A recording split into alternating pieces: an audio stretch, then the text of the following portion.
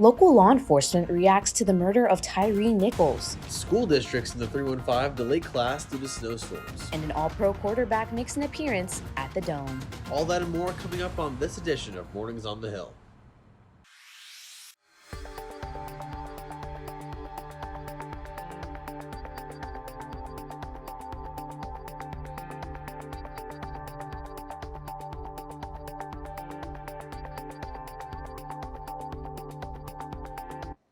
Good morning, I'm Isabel Flores. Thanks for joining us for Mornings on the Hill. And I'm Matt Hassan. Here's a look at today's top story. Our top story this hour, the Syracuse Department of Public Safety has released a statement this morning in reaction to the video release of Tyree Nichols being attacked by Memphis police officers. The chilling video of what ultimately led to Nichols' tragic death was released this past Friday. Our Mark Budd joins us live to give us more details. Thanks, guys. For those who have not watched, it should be noted that the video is extremely hard to watch and is disturbing. The video shows the 29-year-old Tyree Nichols getting brutally beaten by 5 officers, which include the use of pepper spray. The 5 cops seen in the video have been fired and charged with murder. The video has brought renewed calls for investigating those who protect and serve.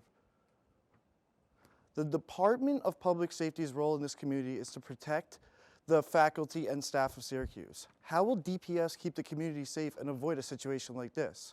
Chief Craig Stone released a statement for the community of Syracuse.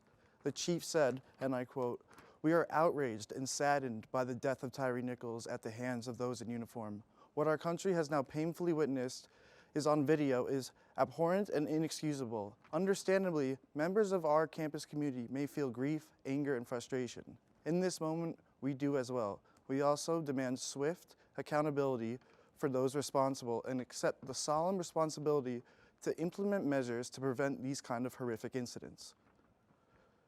Meanwhile, in Memphis, the funeral for Nichols is set to take place on Wednesday at the Mississippi Boulevard Christian Church. Among those giving the eulogy will be Reverend Al Sharpton. Reporting live from Mornings on the Hill, I'm Mark Budd. Thanks, Mark. We have new details on the Armory Square arrest that left a woman hospitalized with a head injury. Body camera footage shows 25-year-old Unia Chapman suffering injuries after her head struck a metal window frame as officers made an arrest. Syracuse Police Chief Joseph Cecile refused to answer questions about the events at a news conference yesterday. However, the department did release 6 body camera videos from various officers at the scene.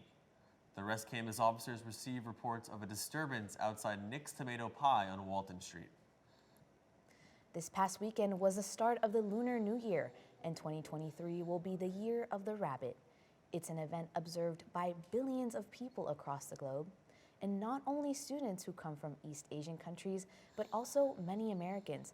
Matt, I think it's so amazing that this celebration is going on, and I think it's just such a nice new way to celebrate, Lunar New Year with different kinds of signs, animals. I think the Year of the Rabbit is so cute, and I think it's amazing.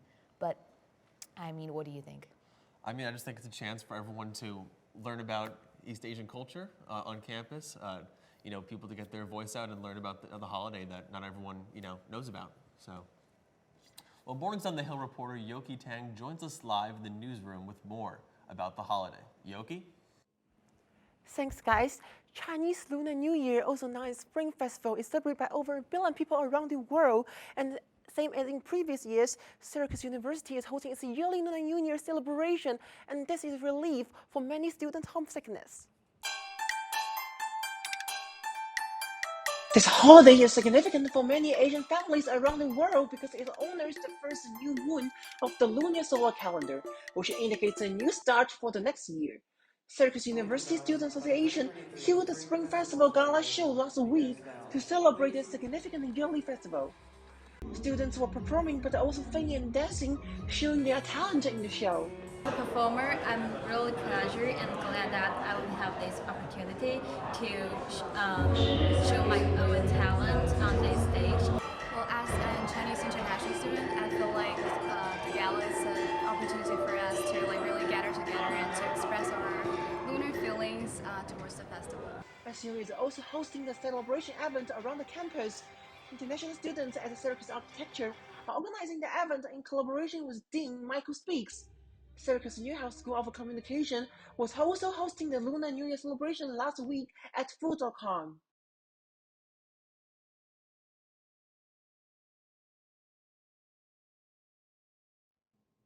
So at Syracuse University, there are nearly 1,400 students identified as Asian, and many celebrate the Lunar New Year. Faculty, staff, and students who don't celebrate should know this holiday and its cultural meaning in order to demonstrate the respect to Asian culture and protect diversity on campus. For Mornings on the Hill, I'm Yoki Tang. Back to you, Isabel and Matt. Thank you, Yoki. Tomorrow officially marks the first day of Black History Month. I was able to catch up with the Intercultural Collective as they prepare to celebrate with this year's exciting events. Black History Month begins on February 1st, and Syracuse University has already rolled out an event calendar to celebrate. Manager of the Intercultural Collective, Marissa Willingham, says she was able to put together swag bags to give out at this year's events. One of the purpose for these bags is one, to share resources across campus. So what I did was ask our campus partners. We're having amazing events throughout the month for Black History Month, and we want to share what you do. And so what best way is to provide that swag, right? So they brought over the swag, we put them together in different bags, and so for each event we have at Black History Month, whoever's the coordinator of that event, whatever they'll give them out as gifts or to those who, participate in those events. The bags contain goodies that highlight names and contact info of different organizations on campus to provide students with resources. We have a lot of water bottles with people's names and department names and phone numbers and emails on it. We have some t-shirts that will be in these swags. We have some little electronics on some of those swags, some sweatshirts, some, blankets. So it's a lot of different kind of swag, some pens, some pencils, coffee mugs. So you got to check it out. Go to one of our Black History Month events. To learn more, visit the Intercultural Collective Suite on the first floor of the Shine Center. As sorority recruitment concludes, fraternity recruitment is just getting started here at SU. After a day off, the process continues for those taking part in Fraternity Rush. Reporter Carson Fowler joins us live from Frat Row to give us the latest. Carson?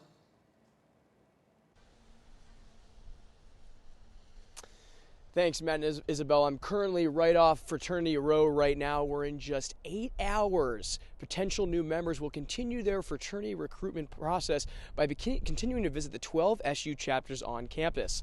Although a stressful time for some, the IFC Interfraternity Council urges all in NA to reach out with any concerns or questions. Yesterday, I had the chance to speak with IFC Director of New Member Education, Tage Oster. He said, Invite Night 1 is where each chapter gets its first opportunity to select which potential new members, P&Ms, it feels could fit well within their chapter. From the P&M perspective, they may only visit houses to where they received an invite, which significantly narrows down their options from open rounds. Fraternity Rush will continue into the week and conclude on Friday at the IFC Bid Day ceremony at 11 a.m., where potential new members will be celebrated for the chapters they selected for receiving their bids earlier that morning. Sources tell me that a special guest speaker will be in attendance at the event to address potential new members for what it means to be a part of a brotherhood. From Fraternity Row reporting live from Mornings on the Hill, I'm Carson Fowler. Thanks, Carson. Winter weather this morning has caused schools to delay the start of their day. A number of schools north of Syracuse University were delayed due to overnight lake-effect snow across central New York. Here at Syracuse University, the snow is causing no problems. So get your butt to class. A snowplow crashed into a home in Syracuse last night. According to Onondaga County dispatchers, the crash happened between 1 a.m. in Sweeting and Sale Streets. Syracuse police observed damage to the porch area of the home, but no injuries are currently being reported. I mean, snow is a really big deal right now. I think even walking to class, I was kind of running in my heels trying to get through the snow. Luckily, I made it here in one piece, but what'd you have to say? Well, I just know if I'm not running, I'm freezing and I'm shivering. And just, if you are running, be careful for that ice because I've felt pretty hard a couple times since I've been here. So. Yeah, I definitely slipped 1 or 2 times, but I mean, we'll probably get more information on weather, so let's see.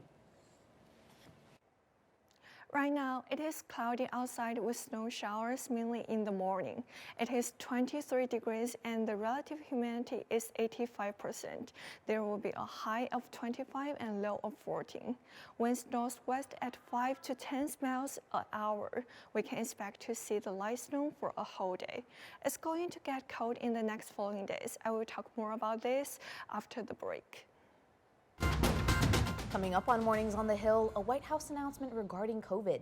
The president says there is light at the end of the tunnel when it comes to the pandemic. Mornings on the Hill returns after this. Time to check your weather for today. Wanchi Jung is in studio with a look at your full weather forecast. Thanks, guys. Today we can expect to see snowfall, and for tomorrow it will be partly cloudy with 27 degrees. We will have a chilly morning with some clouds moving in, and the temperature will decrease to around 80 degrees.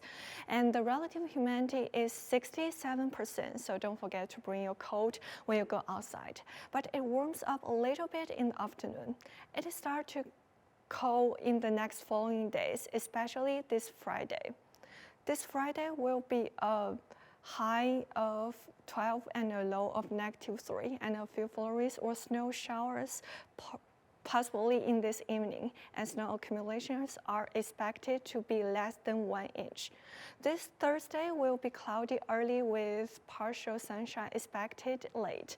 The highest temperature will be 38 degrees, and on Saturday, the minimum temperature starting in the 40 degrees and getting close to 70 for the maximum degrees. The relative humidity will be 57%.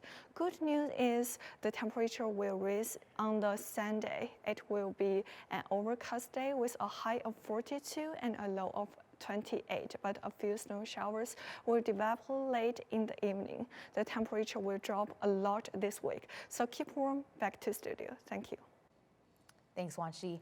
President Joe Biden announced yesterday that the United States plans to terminate the public health and national emergency warning on May 11th. The warning started in early 2020 under the Trump administration. A statement issued by the Office of Management and Budget expressed the Biden administration's opposition to House Republicans ending the emergency declarations. Starting today, there will be an Understanding Islam series in Byrd Library. The series will talk about the fundamentals of Islam. Our reporter Cyril Carey joins us live on campus. Cyril? Thanks, guys. Starting today, there will be an Understanding Islam series in Byrd Library in the Peter Graham Scholarly Commons Room 114. The series will happen every Tuesday from January 31st to Tuesday, March 7th from 6:30 to 7:45. The series will help students cover the diversity of its followers and understanding of the 5 daily prayers. Syracuse University. To me, it was biggest blessing that they come for Understanding Islam series, and then you see in this time that is designated for discussion that they really engage with each other, and then we hear a lot of, oh, I didn't know that you have this as well. We have something similar. We have something that corresponds to that. In the last session, students will have an opportunity to visit a Syracuse mosque. For Mornings on the Hill, I'm Cyril Cray. Back to you guys. Thanks, Cyril. Coming up on Mornings on the Hill, we give you the highlights and stories from last night's Syracuse men's basketball clash against Virginia. That and more sports stories coming up after this.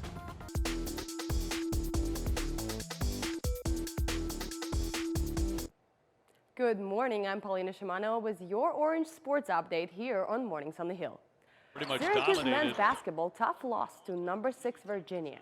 With the final score 62-67, Judah Mintz had a game-high 20 points, and Jesse Edwards finished with 14 points and 7 rebounds for the Orange. And quite a surprise for the Orange fans, as Eagles quarterback Jalen Hurts was in attendance. Billionaire donor Adam Weitzman offered Hurts and his teammate Brandon Graham a pair of courtside seats. Weitzman is trying to gain the popularity of Syracuse's top sports teams. Unfortunately, not a win to celebrate for Syracuse women's basketball, but a day to celebrate women in sports. Sunday afternoon at JMA Wireless Dome, Syracuse women's teams were recognized during the halftime. And not pointing fingers, but one of the women's volleyball players had a chance to sing the national anthem. Syracuse falls to Louisville 67-79. Next game is scheduled on Thursday, February 2nd at Virginia Tech. College athletes can profit from these three letters, NIL, which stands for Name, Image, and Likeness. Custom co-licensed merchandise is now sold for Syracuse student athletes. The Syracuse NIL store, powered by Campus Inc., is officially open for business. This is a great opportunity for you to support your favorite athletes, since they get 1% from each shirt they sell. Syracuse volleyball player Riley Hoffman told us why she joined this program. I think it's a good way to reach out to your community back at home. There's so many little kids and other people that look up to you, and it's really cool to get your name out there, to have the support. It starts out by collaborating with Campus Inc., and you email the people that are in charge there, and then you can come up with your designs. So this is the design for my shirt, and then every other Syracuse athlete can have their last name and their number. So if you're a Syracuse athlete, go sign up. Or if you're a fan, go get the shirt. Since we've got some snow over the past couple days, it's time for winter sports. The Empire State Games will take place in Lake Placid this weekend. Starting February 2nd, athletes from ages 8 to 80 will compete in 25 different sports. Our Newhouse crew, led by Professor Gittner, will be covering the event. But besides teaching the class, Professor Gittner will actually compete in sled hockey. Let's wish him luck. Lastly, men's lacrosse is only 4 days away from their opening home game against Vermont. Our Syracuse lacrosse player number 40, Cole Kirst, who is our sports reporter, today has a story about new sports in Syracuse. Cole? Thank you, Paulina. The Syracuse Spark is one of 9 teams in the Professional Box Lacrosse Association. But as of last night, the season has been canceled. Let's take a look back at their first and last game, their last home game here in Central New York.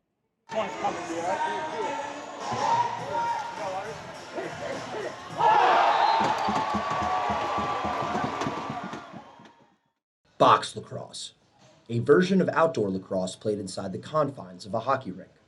As the turf rolled out on the Onondaga Reservation, the Syracuse Spark played their first and last home game January 20th, facing off against the Salem Mayhem. The style of play revolves around cutting and off-ball motion to free a player's hands to take a shot and score. Former Syracuse University lacrosse player Dylan Donahue is a veteran in the pro lacrosse ranks. He described what it meant to play in front of the Syracuse crowd once again. Yeah, I mean, I can't really put that into words.